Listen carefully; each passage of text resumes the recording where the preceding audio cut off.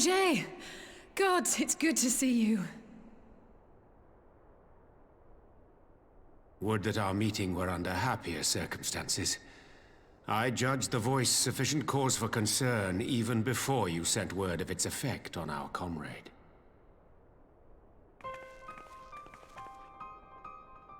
You heard it too, then?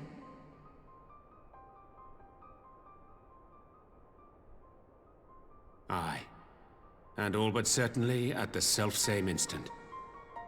Alas, pained as I was, I could make little sense of what few words did then reach mine ears.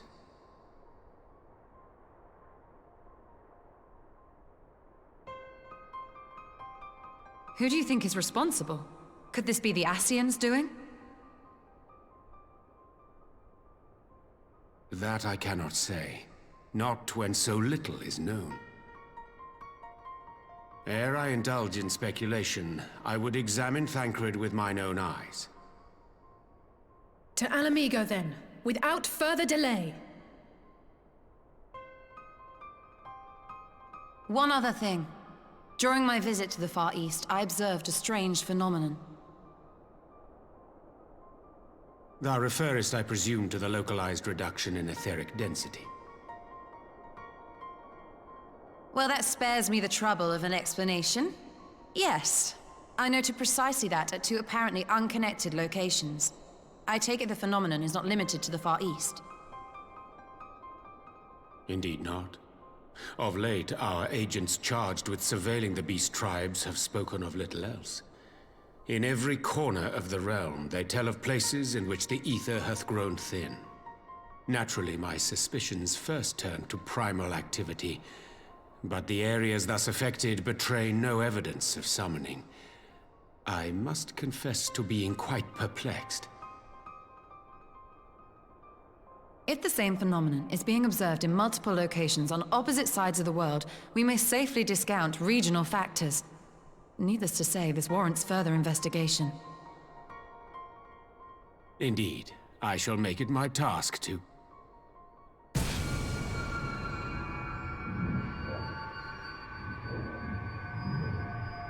The voice. It calleth to me once more.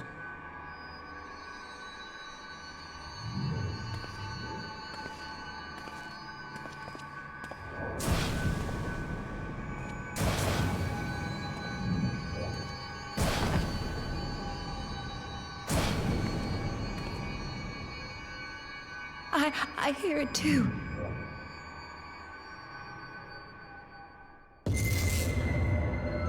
Only you. Only you. No! Ishtola! Orianger! Throw wide the gates.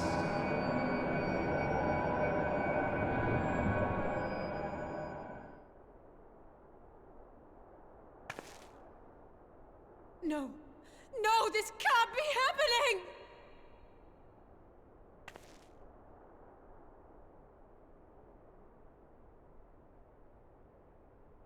Y'shtola!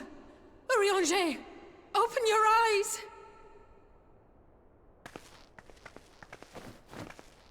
Open your eyes, I beg you! Say something! Anything! Not again. Please, not again.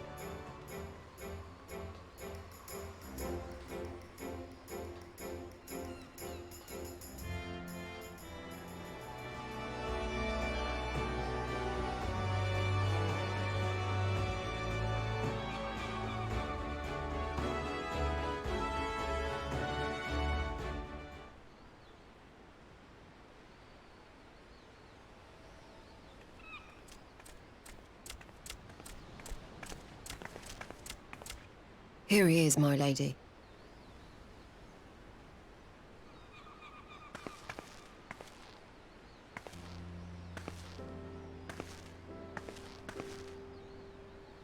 Gabu, it's been too long.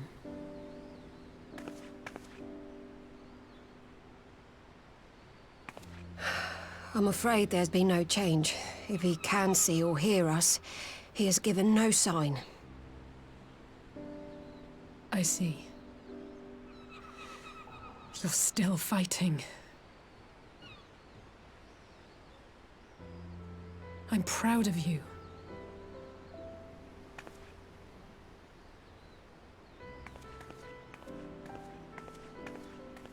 We promised that we would come and visit you together, didn't we?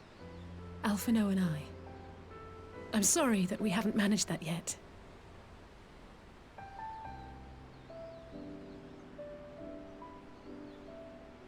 You know, with the three of us like this, does it not remind you of that night?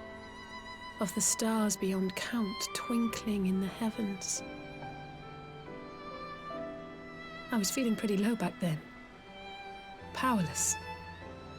But I knew that my brother was close by if I needed him, and that the others would be waiting for me back at the Rising Stones.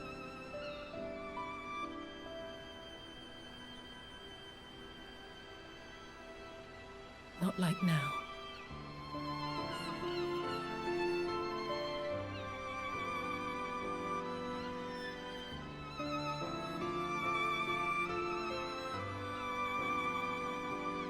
I've seen my share of trouble since coming to Eorzea. Been reminded again and again of my limitations, of how little I can change about this world. And I've come to know the sorrow of parting all too well.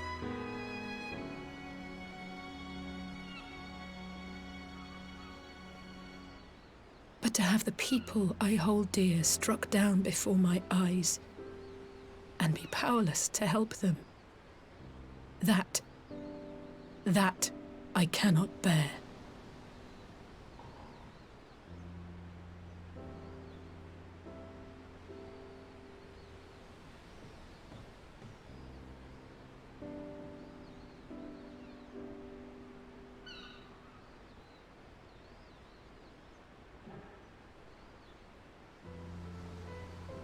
And for that, I am grateful. I don't know what I would do without you.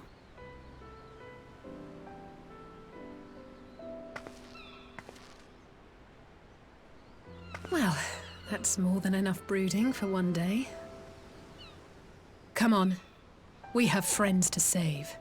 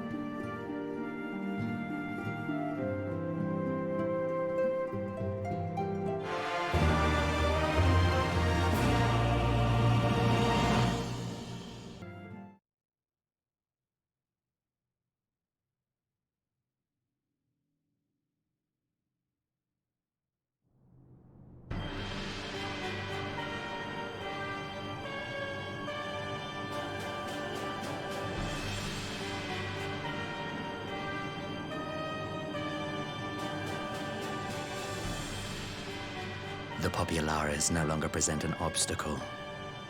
Now is the time to bring the Empire's might to bear. A word from your Radiance is all it takes. But one word, and the Imperial army will fall upon Alamigo as a pack of bloodthirsty wolves and tear that feeble nation apart.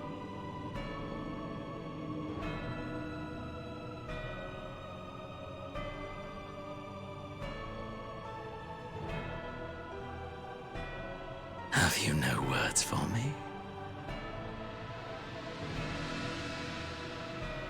Despite the lengths I go to, an emissary playing the part of a fool. When first I took this face, I swore to use all of my knowledge, all of my power, to further the cause of the Empire. My deeds stand testament to my commitment. And with this adamant flesh at my disposal, I could destroy the Icon Slayer as easily as one might swat a fly. Why do you hesitate?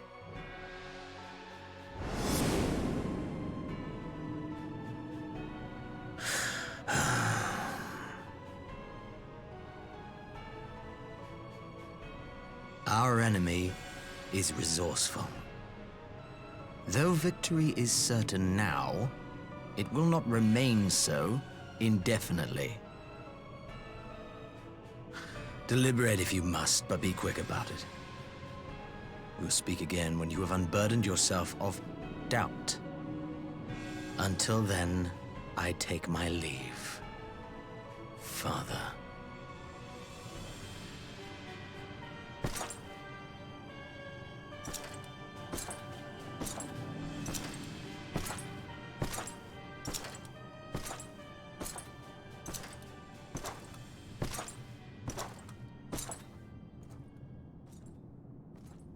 I should be the one to sigh.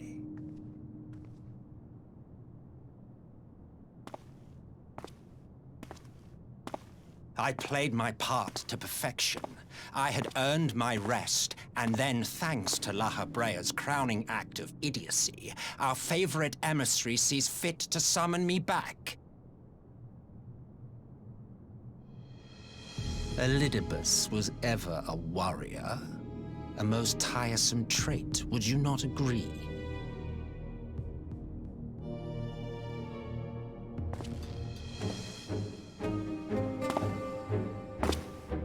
What? Have you no words for me either? No matter. I've long grown weary of this mummery. Now, my dearest grandson, let me remind you of your place in the simplest of terms.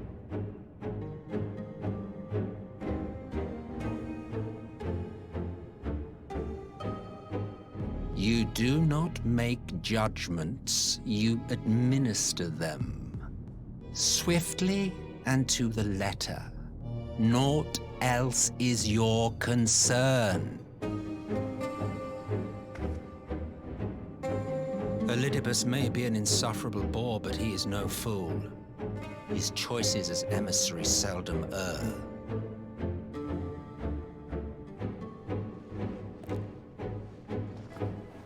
If aught threatens the balance twixt light and dark, it falls to you to remove it.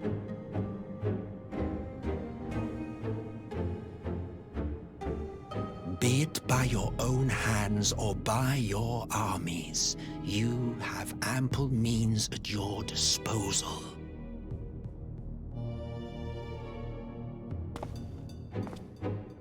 That is why this empire exists, why I built it. Oh dear, have I touched a nerve? You always were an easy one to read. I pity you, I do. As they say, ignorance is bliss. And I know how much happier you would be not knowing the things you know.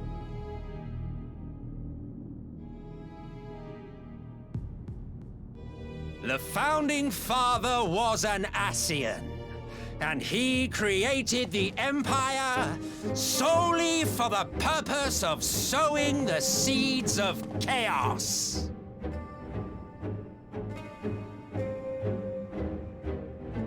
Don't take it personally. I merely do my duty. To bring about a calamity requires no small amount of power, and there is no surer way to obtain such power than by collecting powerful pawns. To that end, I have labored long and hard, and I must say I am quite pleased with my handiwork, paltry though it seems in comparison to Alec.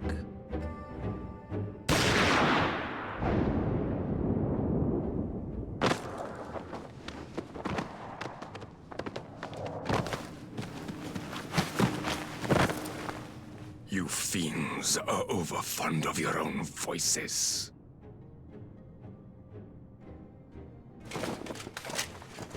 Mark me, Ascian.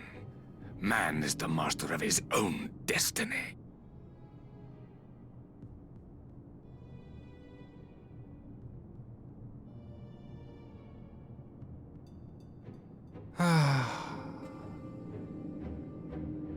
Such a waste of time and energy, both yours and mine.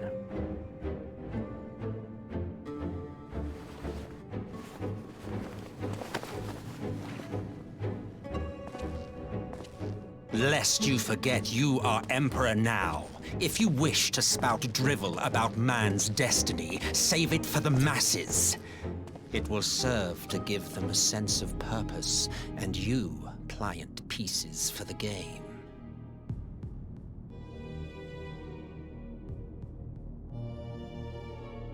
Oh, do stop sulking, boy. You, of all people, should understand.